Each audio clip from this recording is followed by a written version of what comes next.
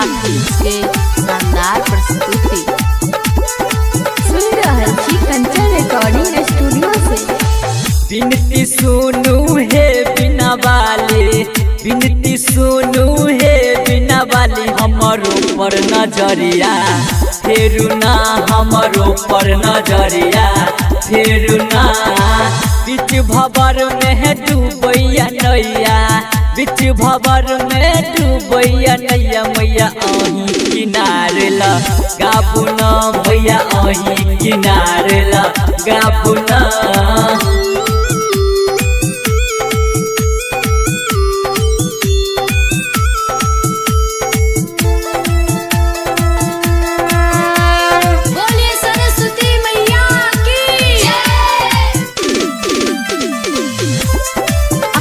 सब सुन रहल छी अवंतिका फिल्म्स के शानदार प्रस्तुति।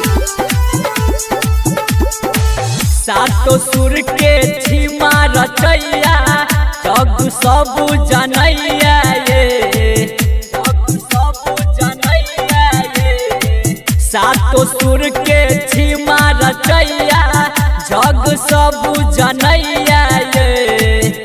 आहाँ रहिते सब ठुकरावे, आहाँ रहिते सब ठुकरावे, हमारो पर नजरिया फेरू ना, हमारो पर नजरिया फेरू ना।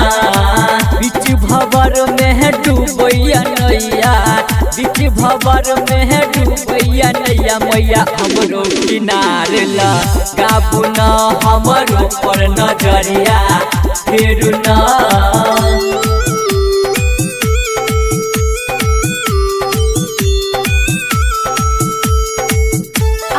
सब सुन रहल छी अवंतिका फिल्म्स के शानदार प्रस्तुति।